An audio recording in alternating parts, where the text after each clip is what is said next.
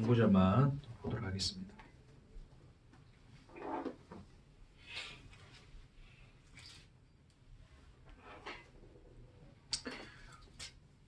요한복음 1장 14절 우리 함께 읽겠습니다. 말씀이 육신이 되어 우리 가운데 거하심에 우리가 그의 영광을 보니 아버지의 독생자의 영광이요 은혜와 진리가 충만하더라. 아멘.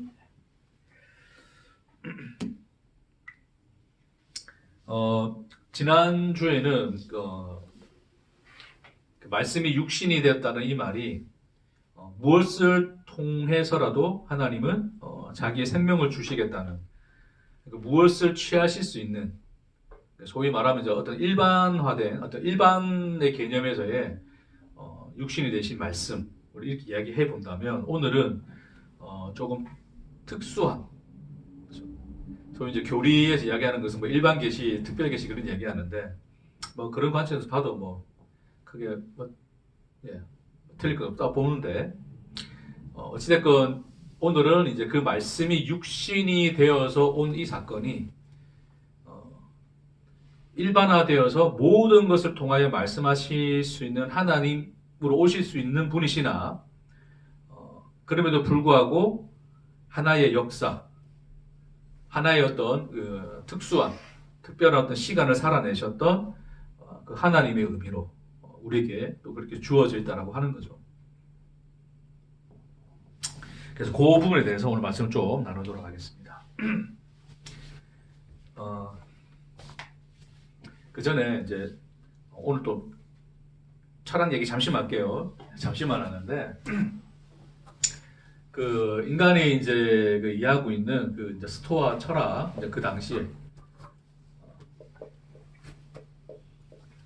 스토아는 단순히 어떤 특별한 사람들의 철학이라기보다는 굉장히 이제 그냥 보편화된 철학이라 보시면 돼요. 그 당시는 스토아라고 하는 것 자체가 무슨 기둥 뭐 그걸 의미하는 건데, 그 뭐죠, 광장에 있는 어떤 거기서 아무나 와서 서로 얘기를 나누고 철학에 대해서 논했던 그런 학파라 그래서 스토아라고 이제 이름을 지은 거죠.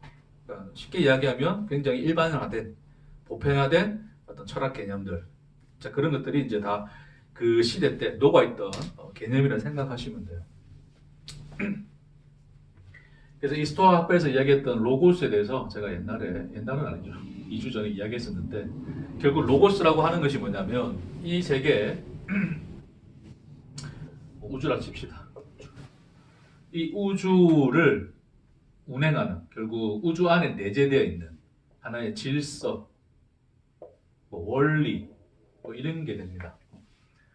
그러니까 로고스는 우주 안에 내재되어 있는 질서나 원리, 뭐 해가 뜨고 해가 지고, 그렇죠? 뭐 별이 움직이고, 그다음에 봄, 여름, 가을, 겨울 이렇게 변하고, 그렇죠? 물체는 위에서 아래로 떨어지고, 물도 높은 곳에서 아래로 떨어지고, 비도 위에서 아래로 떨어지고, 기타 등등의 어떤 이제 우주의 그 모든 것을 질서 있게 운행하는 원리, 그것이 그 로고스의 개념이에요. 그러니까 인간들 또한 결국 인간들 또한 뭐예요? 어떤 우주가 돌아가는 어떤 그런 질서를 통해서 원리를 발견하고 거기 내재된 어떤 진리를 깨닫는단 말입니다. 결국 그 스토아에서 진리라고 하는 것은 로고스를 아는 거예요. 이 로고스, 세상 속에 내재된 질서 원리를 아는 건데, 로고스의 지배 아래 있지만 결국 또 그 로고스를 파악하게 되는, 이성을 통해서 알게 되는데, 그래서 알게 되면 이제 이 로고스와 하나가 된다, 이런 개념을 가지고 있는 거예요. 그러니까 그 철학에서의 어떤 완성된 어떤 자아가 되겠죠, 그렇죠? 뭐 신이 되었다 말할 수도 있는 거고. 자, 그것이 이제 로고스에 대한 개념이에요. 자, 그렇다 보니까 그런 거죠. 자, 로고스라는 개념이 이제 어떤 방식으로 이해가 됐냐면, 모든 게 정해져 있다가 된 거예요.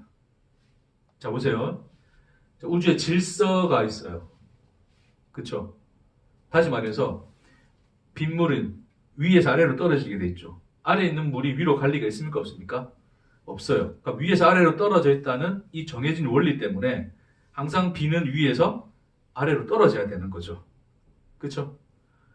자, 그러니까 그런 것처럼 우리 모든 인생의 모든 것도, 그러니까 이 우주 안에 있는 인간들의 삶, 그 인생조차도 다 그 속에 뭐가 내재되어 있어요? 로고스가 내재되어 있어요. 그러니까 로고스가 내재되어 있다는 것은 이미 인간 모든 존재 자체에 부여된 뭐가 있는 거예요? 질서와 원리가 있는 거죠. 쉽게 얘기해서 왕으로 태어난 자는 왕으로 태어나기로 작정되어 있으니까 간 거예요. 그렇게 원리가 결정되어 있으니까. 그렇죠? 노예로 있던 사람들은 그 노예도 그냥 그렇게 살아가는 게 그 원리대로 가는 거예요. 그게 굳이 그걸 거스를 필요가 있어요? 없어요? 없어요. 그러니까 주어진 대로 자기에게 주어진 대로 그 위치에서 그 질서와 원리를 따라 살아가면 되는 거야 라고 하는 어떤 이런 운명론이 내재되어 있었단 말입니다.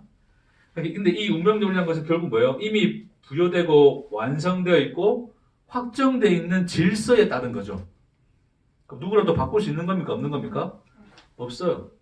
그러니까 굉장히 이거는 뭐야? 한번 던져진 이상 어떻게? 지가 알아서 돌아가죠, 이게. 지가 알아서 그렇게 그 원리를 따라 세상이 돌아가다가 결국 어떤 목적 지점을 향해서 갈 거 아니에요. 그렇죠? 이건 굉장히 뭐라 표현할 수 있어요? 기계적이다. 그래서 기계론적 운명론 이렇게 이야기합니다. 그러니까 스토아 철학에 있는 그 많은 선구자들이 보면 이제 자살도 해요.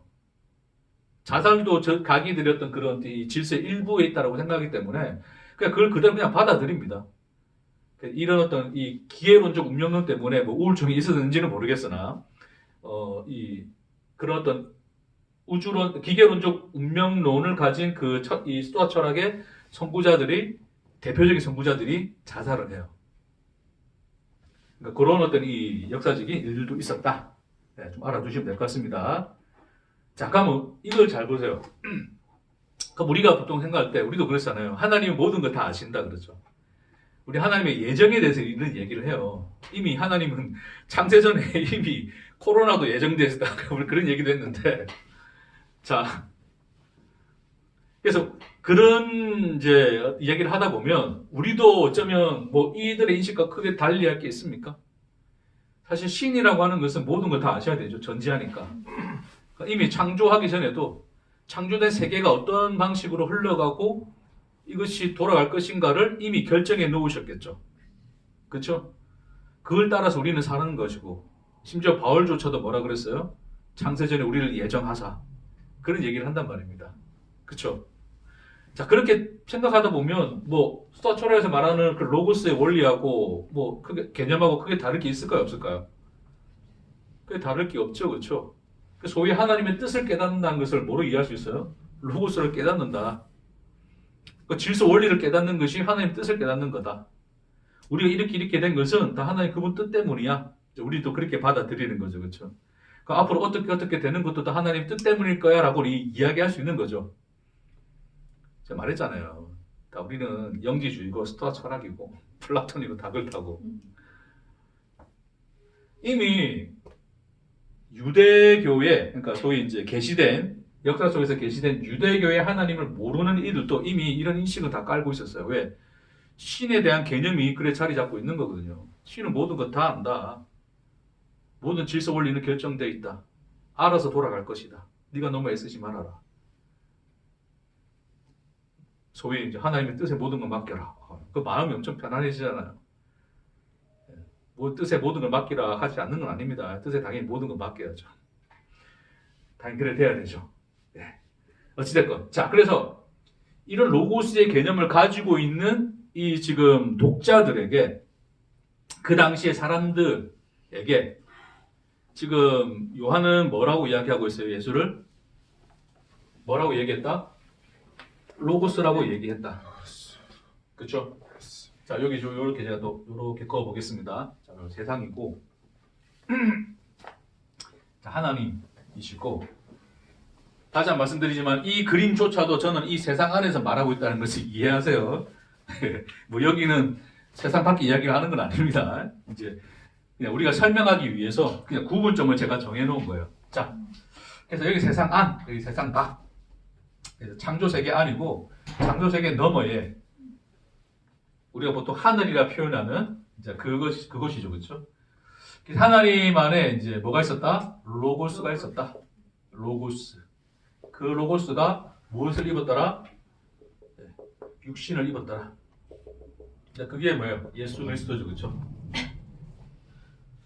그러니까 하나님과 함께 계셨던 로고스가 우리의 그러니까 인간의 육신을 입고 이 땅에 오셨다라고 지금 이 로고스를 이렇게 이해하고 있는 사람들에게 지금 그렇게 설명을 하고 있어요. 그렇죠? 말씀이 육신이 되었다는 표현으로. 그러면 잘 보세요. 아, 그렇지. 로고스가 우주를 지배하는 우주의 질서의 원리라면 그 원리, 그렇죠? 그 원리가 육신을 입고 와서 우리에게 뭐 하는 거예요? 그 로고스를 전해주겠죠, 그렇죠? 자, 우리 이제 그걸 기대하고 있는데 지금 요한이 이런 얘기를 하는 것은 너희가 알고 있는 로고스로 지금 내가 이 하나님의 말씀, 하나님의 그러니까 육신을 입고 오신 그 하나님, 그 로고스에 대해서 내가 말해줄게 라고 지금 시작하는 거란 말입니다. 됐죠? 너희는 로고스를 이렇게 알고 있어. 이렇게 알고 있어. 근데 우리가 예수를 통해서 봤더니 예수가 로고스이시고 그 로고스이신 분이 육신을 입고 여기 들어오신 거야 라고 설명을 합니다. 자, 그럼 되잖아요. 로고스는 그냥 어떤 하나의 우주적 원리니까 이성을 통해서 추론하여 깨달으면 되는 걸로 안단 말입니다. 그렇죠? 인간들이 이걸 알아낼 수 있는 걸로 생각하는 거잖아요. 그렇죠? 근데 예수가 육신을 입고 왔다는 이 설명 속에서는 인간이 로고스를 알 수 있습니까? 없습니까? 없다를 전제로 하죠. 그렇죠? 로고스 알 수 있는 거 아니야. 너희가 알고 있는 그런 로고스는 아니야. 그 로고스는 우리가 추론해 알 수 있는 로고스가 아니기 때문에 인간의 말로는 말해질 수 없는 것이기 때문에 뭐다? 육신을 입은 거야. 너희에게 말해질 수 있는 것을 입고 오신 거야 라고 설명하는 거예요. 됐죠? 그래서 이 예수가 육신을 입고, 자, 육신은 어디에 들어온 거예요? 시간 속에 들어왔죠. 자, 여기는 시간이 아니죠. 창조의 시간 밖에 있는 거란 말입니다. 그렇죠? 이 시간은 창조된 것이고 그 시간 밖에 엔 아르케, 태초에, 영원 전에 표현하자면 그렇게 표현하는 거죠. 그 안에 계신 하나님이 시간 속으로 들어왔어. 이 창조된 세계 안으로 들어왔다는 것은 시간 안으로 들어온 겁니다. 이해하시겠죠? 시간 속에 들어와서 자, 말하여질 수 있는 육신을 입고 시간 속에 들어오신 거야 라고 설명을 합니다.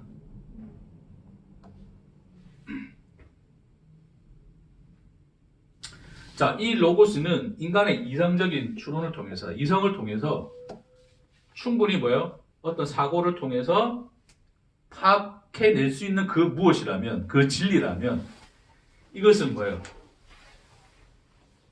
인간 차원에서 인간의 이성으로는 알 수 없는 진리인데 그 진리가 육신을 입고 와서 시간을 살아냈더라를 설명합니다.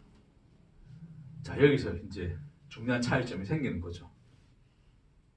어떤 차이점이라고요? 육신을 입었다는 이것인데 육신을 입었다는 것은 결국 시간 속에 들어왔다는 거예요. 하나님이. 진리가. 그렇죠?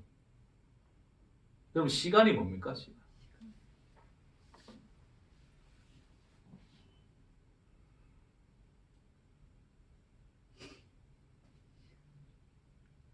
크로노스.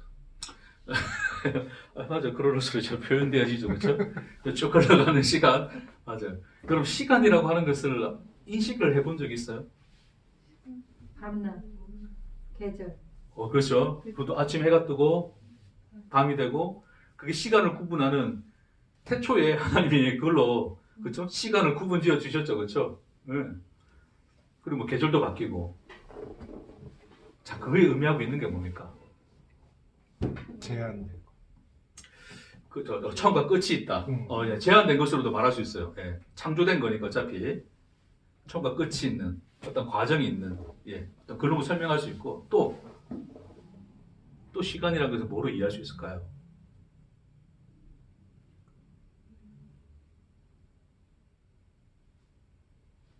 지나가다. 끝. 처음하고 끝. 그 중간 무슨 간격. 간격. 그죠. 해가 뜨고 해가 지는 시간, 뭐 그것도 다 간격이니까, 그렇죠? 자, 그러니까 지금 여러분이 시간을 이야기하면서 뭐를 이야기하고 있어요? 시간은 단순히 흘러가는 그 무엇입니까? 아니면 어떤 다른 의미를 담고 있어요?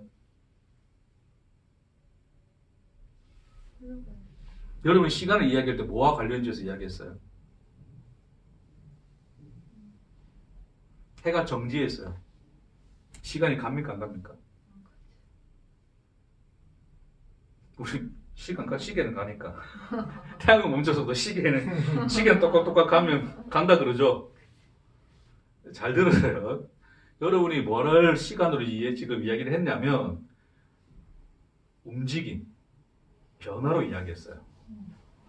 정지에 있으면 시간으로 인식하지 않죠. 정지했다는 건 시간이 멈췄다 생각하는 거예요. 그게 틀렸다는 게 아닙니다. 그래 많은 게 맞아요. 정지했다는 것이 뭐다? 시간이 멈춘 거다. 그렇게 얘기하는 거죠. 근데 태양은 멈췄네? 시계는 가. 어쨌든 가잖아요, 얘가. 얘조차도 멈추면 어떻게 될까요? 시간은 갈까, 안 갈까요? 간다 느끼죠? 왜요? 내가 늙고 있거든, 지금. 나는 지금 이제 죽어가고 있거든. 세포 분열해서 세포가 만들어지고 또 어떤 세포는 죽기도 하고. 자, 끊임없이 시간이 간다라고 느끼는 것은 뭐하고 연관되어 있다? 무엇이든지 간에 그 변화와 연관되어 있어요. 뭐 생명과도, 생명은 말로, 나중에 이야기하겠습니다. 자, 변화, 움직임, 뭐예요? 역동성이에요. 모든 것이 정지해. 예를 들어서 그냥 사진 찍어놨어요. 사진. 그럼 그곳은 딱 그 시간에 멈춰 있죠. 그 사진 안에서는 뭐라도 움직이는 게 있습니까? 없습니까? 없어요. 그렇죠? 그러니까 뭐예요? 멈춰 있다 그러는 거예요. 그 사진 안에서 시간은 안 가죠. 그렇죠?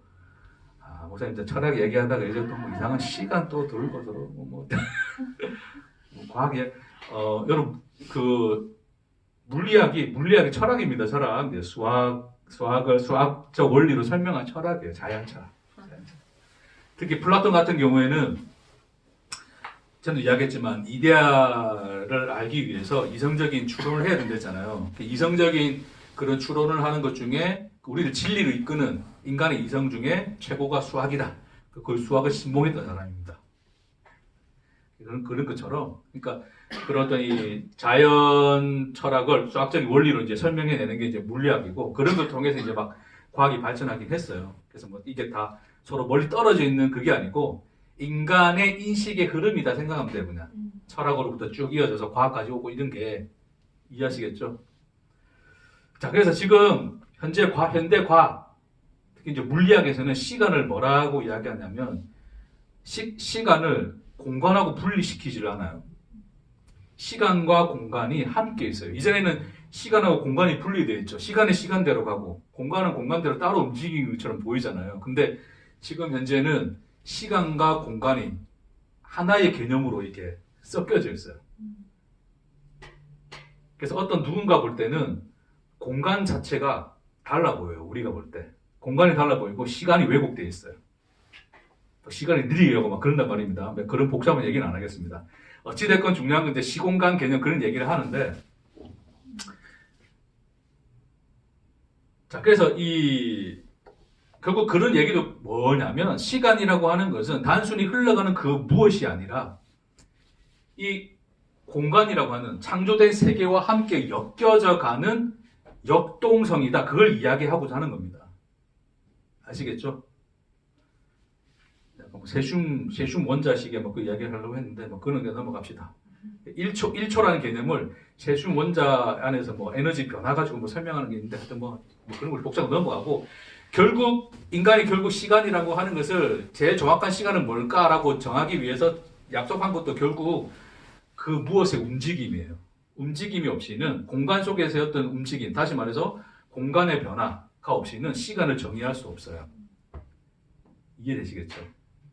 그것이 우리가 아는 시간입니다. 이해됐습니까? 네. 자, 근데 그런 시간 속으로 예수가 들어왔다는 것은 결국 이 시간을, 자, 육신을 입었다는 것은 결국 시간 속에 들어오신 것이고, 결국 이 시간이라고 하는 것은 뭘 가지고 있다? 하나 역동성을 가지고 있다.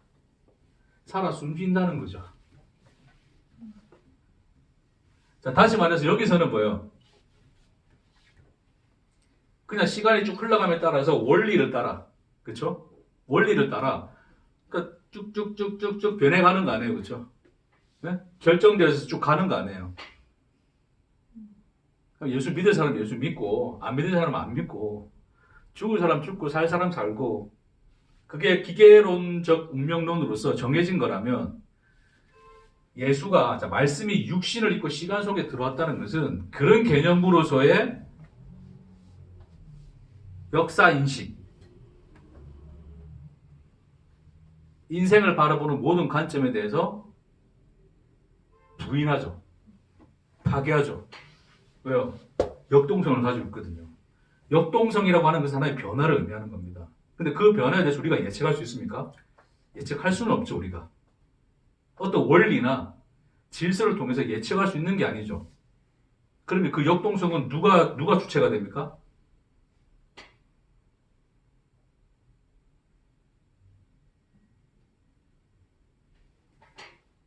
그 시간을 살아내는 그 자가 주체가 되죠. 뭔 말인지 이해하시겠죠?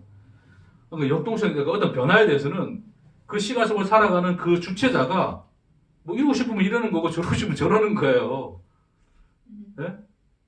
집사님 오늘 뭐 짜여진 시간표대로 살아갑니까?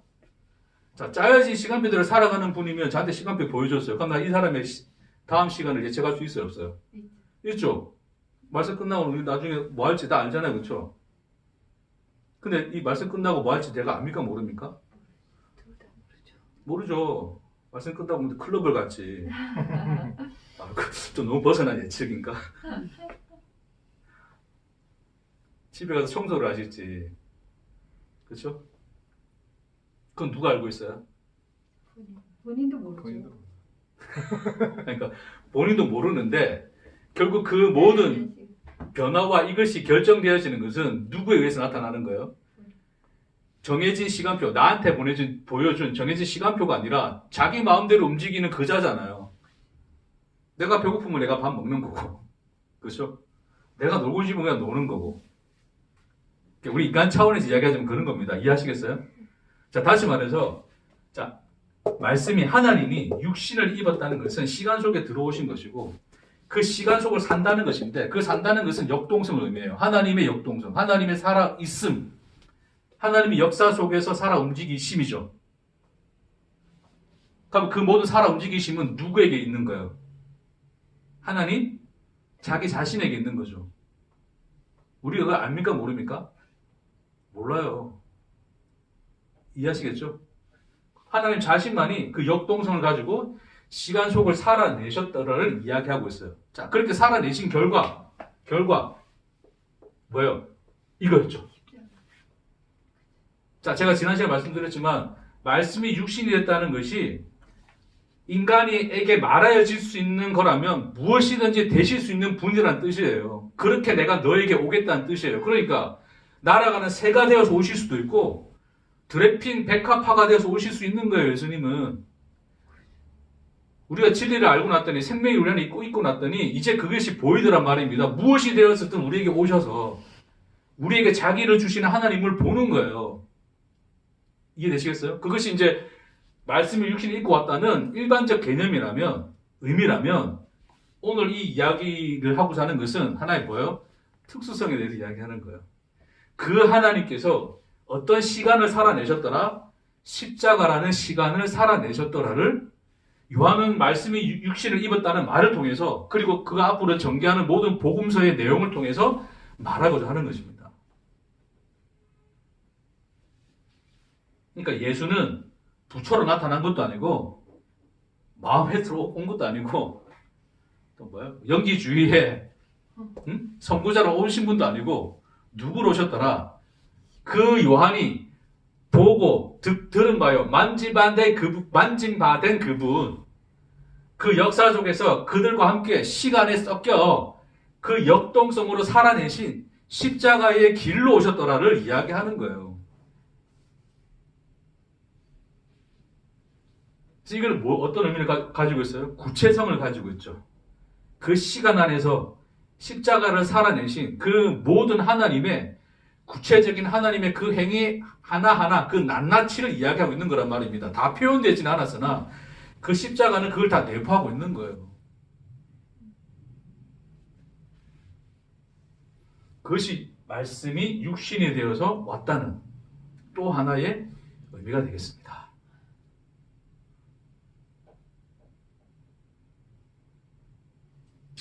그럼 이게 뭘 의미하는 걸까요, 이게?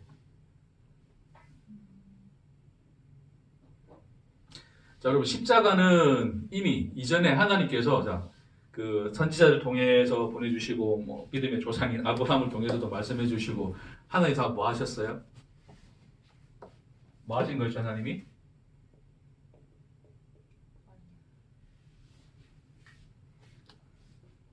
언약하신 거였죠. 그 언약이 뭐가 됐습니까? 이루어진 거죠. 성취가 되는 거죠. 언약이 뭡니까, 여러분?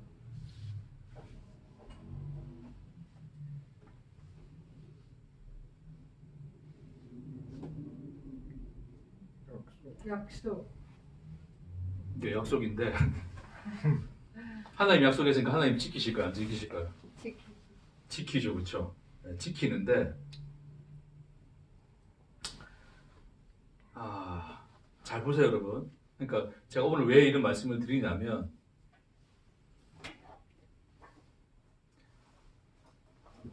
그러니까 우리가 하나님께서 세상을 이렇게 하나님의 경륜대로 하나님의 이제 계획대로 이끌어 가시는 그 하나님의 일하심이 잘못 이해하면 인간들이 기본적으로 이해하고 있던 스토아적 사고, 이미 하나님 안에는 완성되고 결정된 그것을 하나님이 그 결정대로 이루어 가시는 사건으로 생각할 수 있기 때문에 그래요. 그게 아니라는 건 아닌데 그렇다고 그거인 건 아닙니다, 절대. 이것도 뭔 말이요? 아닌 건 아닌데 인 건이다? 네, 잘 들어보세요. 자, 여러분, 하나님의 언약은 제가 이전에도 말씀 나눴지만 뭐라고 했냐면 언약은 하나님의 우리를 창조하신 하나님의 존재 방식이라고 했어요. 하나님의 존재 방식이다. 왜 하나님의 존재 방식이라고요?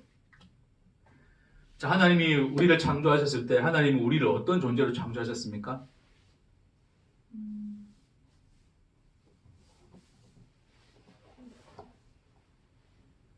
하나님과 하나된 독생자의 개념이 뭐냐면 제가 이제 지난번에 이제 예수님과 관련해서 독생자 이야기할 때는 하나님 안에 계시된 하나님 그렇게 표현했는데 이 독생자라고 하는 것을 문자 그대로 풀어보면 또 이런 의미가 있어요. 같은 종류의 것입니다. 같은 종류의 것. 동일한 종류의 것. 그걸 독생자라 그래요. 그러니까 하나님 안에 독생하신 하나님은 하나님과 같은 하나님 이야기하는 거예요. 그게 예수다 이야기거든요. 됐어요? 그러니까 우리를 창조하실 때도 하나님은 뭐로 창조하셨냐면 그런 독생자의 개념으로 창조하세요. 다시 말해서 하나님과 같은 종류의 것으로 창조합니다. 다시 말해서 또 다시 말하네요.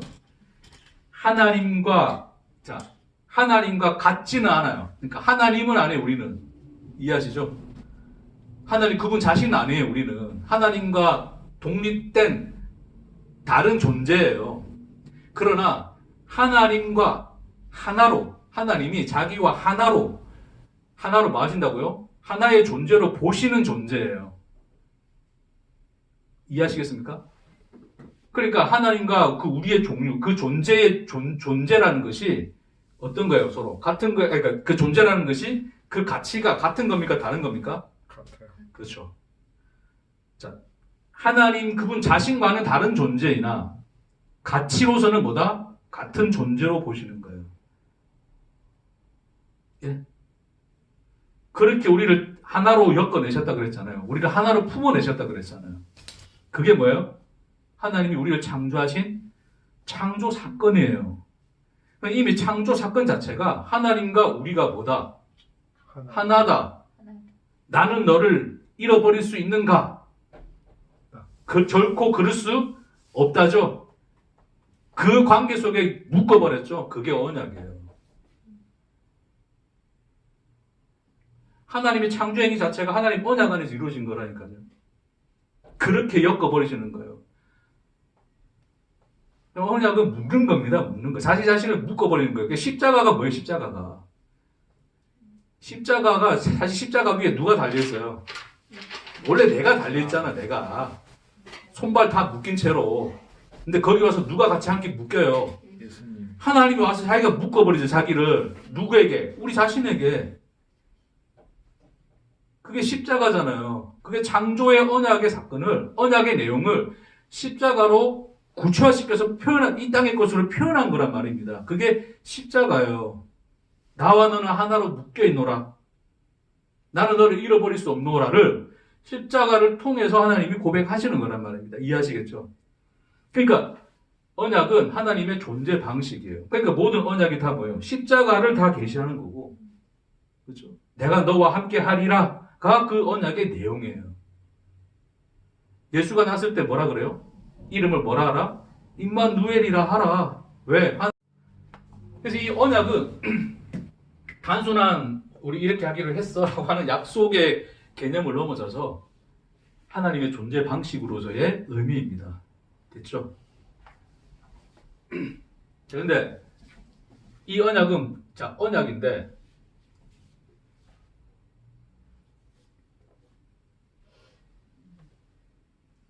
자 이 언약이 이제 언약인데 이제 언약이 이제 여러 방식으로 이제 이 말해지죠. 역사 속에서. 특히 이제 누구 통해서? 뭐 선지자. 네, 선지자를 합시다. 물론 좀 다른 누군가를 통해서도 다 되지만 뭐 굳이 우리 이야기하자면 선지자들 특히 선지서들이 다 뭐예요? 묵시록이죠. 묵시록. 묵시가 뭡니까? 묵시.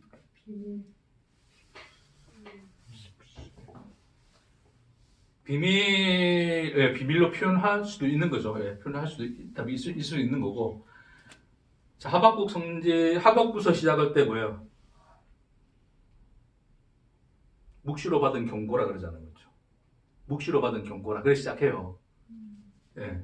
그러니까 일반적으로 묵시란 게 뭐냐면, 자, 생각해요. 자, 하나님이 자기 안에 있는 것을 선지자의 마음속에 비춰줘요. 그걸 뭐라 그러냐면 묵시라 그럽니다. 됐습니까? 그러니까 하나님의 묵시가 임했다는 것은 하나님 안에 있는 것이 누구에게? 인간에게 전달됐다는 거 아니에요. 그렇죠? 그럼 그 묵시를 통해서 말해지는 게 뭡니까? 결국 뭐예요? 언약이죠. 다시 말해서 묵시는 말하여진 언약입니다. 제가 쓸게요, 그냥.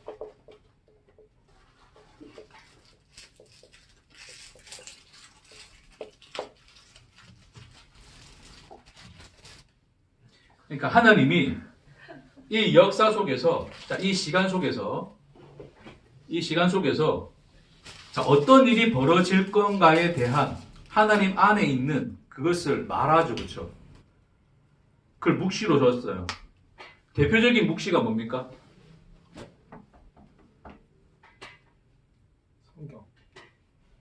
성경 전체를 볼 수 있는데 성경 전체 안에서도 연락이. 야, 뭐든 다 나오는데 이제 아무래도 이사야. 예, 뭐 그렇죠. 이제 이사야도 그렇고 다 사실은 다 맞긴 맞아요. 예. 근데 아직 우리에게 나타나지 않은 묵시. 요한계시록. 요한계시록. 요한계시록이 뭐예요? 묵시예요, 묵시. 앞으로 역사가 어떻게 될 건가, 그 종말을 향해서 어떻게 달려갈 건가에 대한 그걸 말하죠, 그렇죠? 자, 근데 우리 이걸 잘 생각해야 돼요. 우리 자꾸 묵시 그러면 하나님 안에 이미 완성되어 있는 시나리오처럼 생각해요. 어떤 짜여진 시나리오. 자, 앞으로, 자, 일단 구약시대도 그랬고, 역사가 이렇게 흘러갈 거야. 그래, 흘러갔어요. 그러니까 우리 이제 요한을 통해서도. 자, 앞으로 이제 이 역사는 이래 흘러갈 거야. 종말을 향해서. 이래 이야기하죠. 이미 말해져 버렸죠. 그럼 이제 그렇게 흘러갈까, 안 흘러갈까요? 흘러가요. 뭔 짓을 하더라도 그것은 성취될까, 안 될까요? 성취돼요. 인간들이 바꾸려 해도 바꿔져요, 안 바꿔져요? 안 바꿔져요. 그렇죠? 그러니까 이미 그건 뭐예요? 완성되어 있는 이미 시나리오죠. 그 시나리오를 변경할 수 있습니까? 없습니까? 없어요.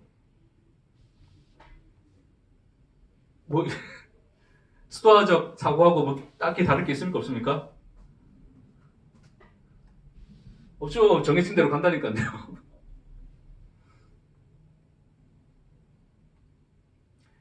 그 말이 틀린 게 아닙니다, 절대. 자, 완성된 시나리오. 표현은 뭐 그래 적절하지 않지만 어쨌든 완성된 그것은 맞습니다. 하나님 안에 이미 완성된 그거예요. 그렇죠? 그것은 그 누가 뭐라고 하든 역사가 어떻게 대항을 하든 하나님은 그것을 뭐 하실 거라? 이행하시고 성취하실 것이다. 그것이 바로 뭡니까? 묵시예요, 묵시. 그렇죠?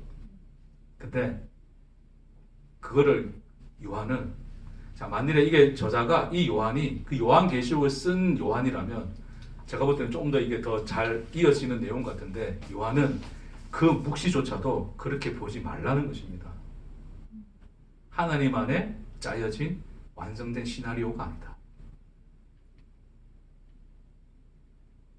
그 묵시는 하나님의 언약이 말하여진 것이다. 언약이 무엇이더냐? 뭡니까? 의지입니다. 하나님의 의지입니다. 너를 포기하지 않겠다는 하나님 자신의 의지요 사랑입니다. 그것을 보느냐를 묻는 거죠, 지금. 우리는 예정이라 말했을 때, 바울이 예정돼 있어. 코로나가 예정돼 있어. 그는 그냥 스토아적 사고에 머무는 것밖에 안 될 것 같아요. 제가 볼 때는. 굉장히 기계적인 운명론입니다. 그렇죠? 하나님 세상에 들어오실 필요가 없어요. 왜? 짜여진 시나리오대로 가게 만들면 됩니다. 굳이 육신을 입을 필요가 있습니까? 그럴 필요가 없습니다. 근데 예수는, 하나님은 육신을 입고 시간의 역사 속을 살아내시죠. 근데 우리는 그것조차도 뭐로 이해해요? 자꾸 이런 걸로 이해해요.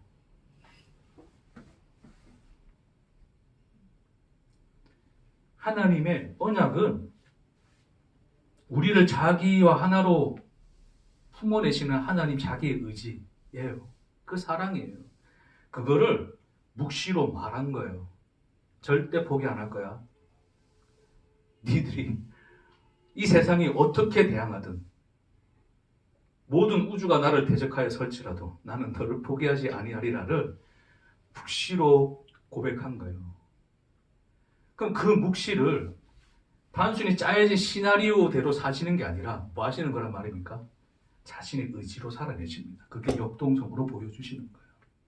살아 움직이고, 하나님이 하나하나 그 시간 1분 1초 000000 1초를 우리가 감히 인식 못하는 그 시간조차도 하나님이 뭐 하신단 말이에요? 살아내신다고요. 뭐를? 우리에 대한 자기 사랑을. 그거를 말씀이 육신을 입고 왔다. 시간 속에 들어와 그 시간, 십자가라는 그 구체적 사건의 시간을 하나님이 하나하나 다 살아내셨더라로 이야기합니다. 예? 시나리오 던져놓고 쇼한 게 아니라 끊임없이 하나님을 배척하고 배반하고 어디로 튈지 모르는 이 인간들 속에서 하나님을 끝까지 포기하지 않고 십자가를 살아내셨더라. 너를 추적하여 너를 찾아내셨더라로 이야기합니다.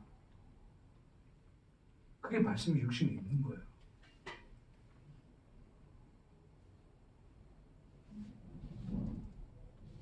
그러니까 그 요한복음에서 요한계시록에서 말하는 그 묵시록, 단순히 앞으로 되어질 일 아니에요. 그걸 자꾸 판다고 사람들이 그래 이거는 뭐 음녀가 오고 뭐 이거는 뭐고 이거 자꾸 대비시키고 그러는데, 그래서 막 세대주의 나오고 그러는데 그거 아니에요.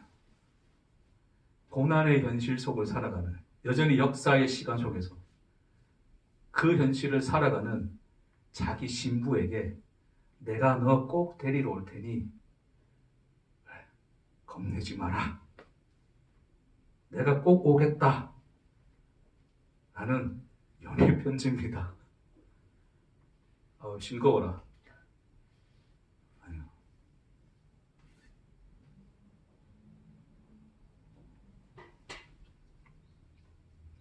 뭐로도 표현할 수 없는 은혜인데, 예, 굳이 표현하자면 그렇게 표현하겠네요. 그 얘기예요. 우리는 하나님을 자꾸 우리도, 그러니까 우리 육신의 본성이 그래요. 자꾸 뭔가를 어떤 원리 속에 자꾸 가둬놓고 싶어요. 그것에 대해서는, 왜 그런지에 대해서는 다음에 좀 시간을 따로 좀 이야기할게요. 인간 속에 내재된 죄성이 있습니다. 그게 자꾸 모든 걸 원리 속에 갖추는 거예요. 그럼 다음에 좀 시간 될 때 나오도록 하고, 인간을 다 원리 속에 갖추려고 그래요. 근데 하나님 그렇지 않습니다. 한 번도 그런 원리 속에 자기 자신을 맡기지 않으셨어요. 그분은 살아 계십니다. 그렇게 이야기하지, 우리에게. 너와 함께 살아있고 호흡한다고 이야기합니다. 여러분이 살아가는 고난의 현실을 그 하나님이 육신, 곧 내가 돼요. 함께 그 시간을 나보다 더 잘 살아내고 계십니다.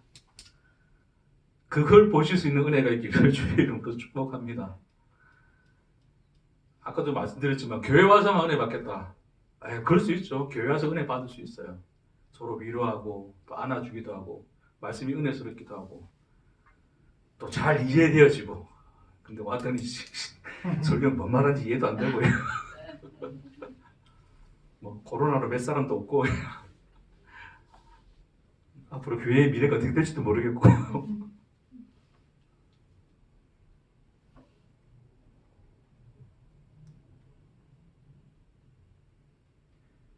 여러분이 살아 숨쉬는 시간들을 보십시오. 교회 오는 시간뿐만 아니라 모든 시간. 시간은 단순히 흘러가는 그 무엇이 아닙니다. 하나님이 우리 안에서 자기 사랑을 살아내시는 역동의 살아있음의 시간입니다. 그 한순간 한순간의 호흡입니다. 하나님은 오늘도 여러분에게 빛을 가르쳐주기 위해서 해를 띄우셨습니다. 예, 그렇게 말씀하십니다. 하나님. 굉장히 추웠는데 또 봄이 올 것입니다. 하나님은 그렇게 일하십니다. 아무도 쳐다보지 않는 백합화를 피워놓습니다. 왜요? 지친 우리가 지나가다 한 번이라도 쳐다볼까봐, 한 번이라도 보거라. 솔로몬보다도 누추하더냐? 세상 그 어떤 누구도 백합화보다 영광스럽게 있지 않았다. 나는 오늘 또 너를 그렇게 입히노라. 그 하나님이십니다. 그렇게 요한은 시작하고 있습니다. 그래서 요한복음에 보면 그런 게 나와요. 이제 여인이 예수님의 발에다가 옥합을 깨뜨려서 발을 씻어주잖아요. 그렇죠? 나의 장사를 준비했다 그러죠. 나를 위로받았다 그래. 하나님이 위로받았다 그래요. 그렇죠? 네, 그렇게 표현하십니다. 내 장사를 준비했다. 저희 연을 기록케 하지 마라. 내가 십자가가 전해지는 곳에 저 일도 함께 전해지도록 해라. 예수님의 그 발이 우리의 인생을 살아내신 발이십니다. 유일하게 요한복음에만 예수님이 제자들의 발을 씻기는 사건도 기록되어 있어요. 그렇죠? 세상의 시간, 이 현실을 살아가면서 그 죄와 또 고난과 그 모든 것이 뒤섞여 있는 그 땅을 밟은 그 발을 예수가 일일이 씻어주시죠. 그렇죠?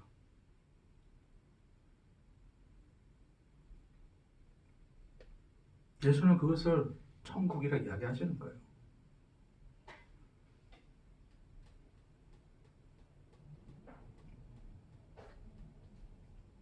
그러니까 삶을 그냥 뭐 흘러가면 뭐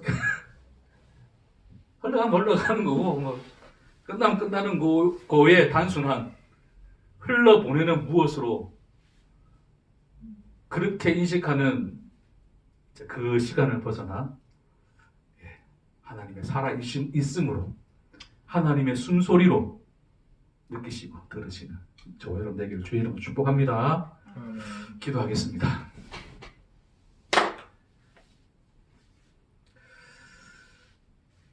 주님, 우리는 영광스럽게 시간 속을 살아냅니다.